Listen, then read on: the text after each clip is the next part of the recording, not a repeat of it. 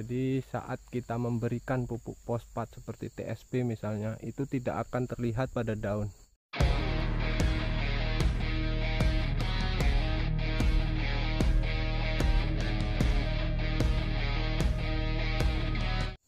Assalamualaikum warahmatullahi wabarakatuh. Bertemu lagi dengan saya. Hari ini kita akan membahas bagaimana ciri-ciri kekurangan fosfat pada sawit yang sudah produktif. Semoga hari ini kita semua diberi kemudahan, kesehatan, keselamatan, dan rezeki yang barokah. Oke, kita bahas ya, gimana ciri-ciri dan akibat kekurangan fosfat. Ini adalah salah satu ciri apabila sawit dewasa kekurangan unsur fosfat. Unsur fosfat ini tidak terlihat pada daun. Jadi saat kita memberikan pupuk fosfat seperti TSP misalnya, itu tidak akan terlihat pada daun. Tidak menambah hijau atau menambah bagaimana begitu. Cuman dia apabila terindikasi kekurangan fosfat, itu akan terlihat pada postur batangnya, di mana batangnya dia akan mengecil ke atas seperti itu. Mengapa demikian? Karena unsur fosfat ini sendiri sangat berpengaruh pada perkembangan akar, yaitu regenerasi akar. Jadi apabila diberikan fosfat, dia akarnya itu akan tumbuh semakin berkembang banyak begitu. Unsur fosfat ini juga membantu proses penyusunan batang. Dan yang ketiga, unsur yang paling berpengaruh yaitu pembentukan bunga betina. Dia akan terlihat sekali apabila kekurangan fosfat, itu batangnya akan mengecil dan semakin mengerucut ke atas.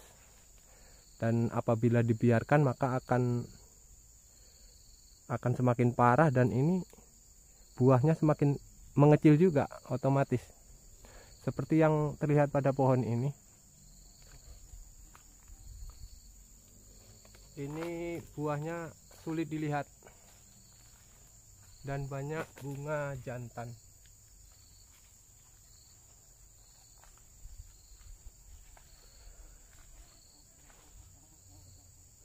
Akan bermunculan bunga jantan karena pembentukan bunga betina itu dia kekurangan salah satu unsur yang diperlukan, yaitu fosfat. Kemudian fosfat juga membantu pembentukan biji. Di sini otomatis bijinya, brondolnya itu tidak berkembang sempurna apabila kekurangan unsur ini. Jadi otomatis nanti produksinya itu pastinya akan menurun. Dan ini harus segera diantisipasi karena sangat mudah ya meneliti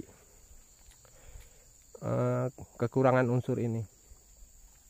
Kita juga mendapati di sebelahnya ini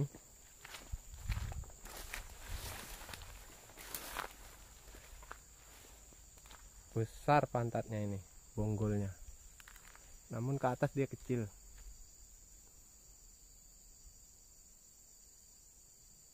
Nah, begitu keadaannya. Ini adalah tanda-tanda kekurangan fosfat. Berbeda dengan seperti unsur makro yang lain seperti kekurangan urea ya, nitrogen atau kalium pada pupuk MOP. Karena kedua pupuk ini seperti urea sama MOP atau KCL itu akan mudah dideteksi dari daun. Namun untuk fosfat ini kita mendeteksi dari batangnya. Secara umum kalau dilihat dari daun, batang ini juga kekurangan unsur kalium atau MOP. Pada video sebelumnya saya mengupload juga ciri-ciri kekurangan mop, yaitu dia menimbulkan bercak-bercak kuning emas. Berbeda ya, kalau kekurangan unsur nitrogen dia cenderung pucat. Kalau ini dia kuningnya kuning emas. Dan ini semakin memperparah keadaan sawit ini karena kedua unsur ini sudah terdeteksi di sini, sehingga buahnya semakin ngedrop. Oke teman-teman, semoga ini menjadi referensi buat teman-teman petani semua. Pesan saya dari mengupload video-video ini agar teman-teman semua itu tidak salah saat memberikan pupuk. Seperti batang ini misalnya, dia cenderung kekurangan fosfat yang sangat kekurangan. Apabila kita tidak memahami di sini, maka mungkin sebagian petani akan memberikan urea, padahal pohon ini kekurangan fosfat.